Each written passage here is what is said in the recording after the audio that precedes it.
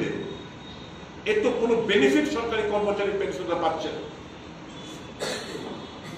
এখন উনি বলছেন এসে हमको एक और मौका दीजिए 2023 में हम त्रिपुरा को 1 नंबर स्टेट भारतवर्ष में बनाएंगे। किशोर उत्तर प्रदेशे एक ही কথা বলে এসেছেন, यूपी में भाजपा को जिताइए, यूपी भारतवर्ष का 1 नंबर स्टेट होगा। এদিকে পশ্চিমবাংলা বেশি দিন আগের কথা আপনারা সবাই শুনেছেন, পশ্চিমবাংলার প্রচার এসে উনি বলছেন যে हमको एक मौका दीजिए, सोनार बांग्ला सिर्फ नहीं, भारतवर्ष में हम पश्चिम बंगाल को 1 नंबर स्टेट बनाएंगे। तो কটা স্টেটকে উনি 1 নম্বর স্টেট বানাতে চান? উনার কথা এখন মানুষের বিশ্বাস করে। ভারতীয় জনতা পার্টির কোন নেতার কথা মানুষের বিশ্বাস করতে চান না, কারণ বুঝে গেছে যে এই পার্টি এটা একটা পার্টি না, এটা একটা হচ্ছে জুমলা একটা কোম্পানি। যে কোম্পানি ত্রিপুরা রাজ্যের দায়িত্ব আছেন, এই জুমলা কোম্পানির সিএমডি হচ্ছে বিপ্লব দেব, এবং এরা শুধু বিজনেস এবং স্টেটের পাবলিকের মানি, গভর্নমেন্টের এক্সচেকার লুটে ফুটে খেয়ে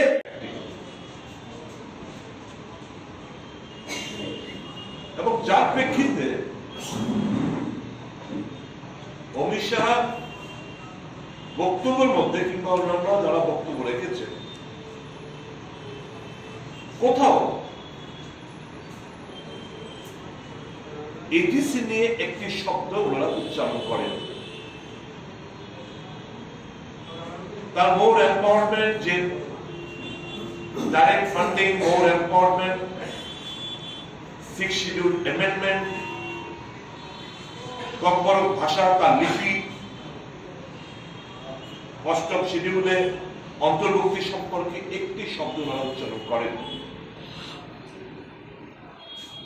এবার আমি দেখলাম যে 4 বছর পূর্তি উপলক্ষে সমাবেশ।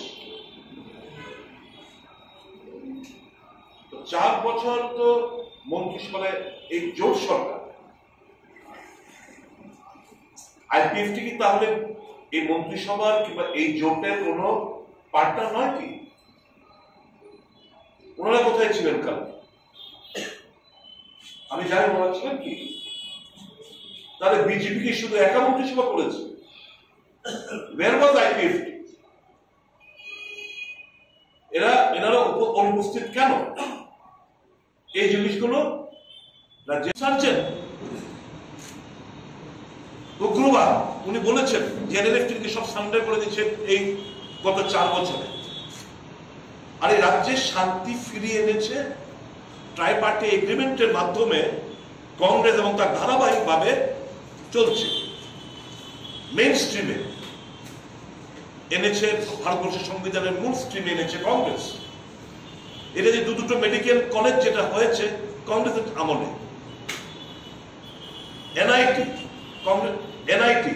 কংগ্রেসের আমলে, সেন্ট্রাল ইউনিভার্সিটি এবং 23টা ডিগ্রি কলেজ কংগ্রেসের আমলে, নিউলি বিল্ট এয়ারপোর্ট, এই যে নতুন কেন্দ্রীয় সরকার থেকে টাকা কে দিচ্ছিল? কংগ্রেস। রেলওয়ে লাইন, এই আমাদের রাজ্যের রেলওয়ে যে লাইন বিছানো হয়েছিল কংগ্রেসের আমলে। আগরতলা আখাউড়া কানেক্টিভিটি কংগ্রেসের আমলে। ইন্টারনেট গেটওয়ে কংগ্রেসের আমলে। ফেনী রিভার কংগ্রেসের আমলে। চাইল্ড লাইন ন্যাশনাল হাইওয়ে কংগ্রেসের আমলে, একটা মনমোহন সিং এর আমলে। বিভিন্ন জন কল্যাণমুখী সিদ্ধান্ত নিয়েছেন ডক্টর মনমোহন সিং সরকার। বলেছেন সোনিয়া গান্ধী মনমোহন সিং এর সরকার কিছু করেনি। এমজি এনরেগা কংগ্রেসের প্রকল্প। ফরেস্ট ডুয়েলার্স অ্যাক্ট, বন দেখার আইন কংগ্রেসের দেওয়া। Police reform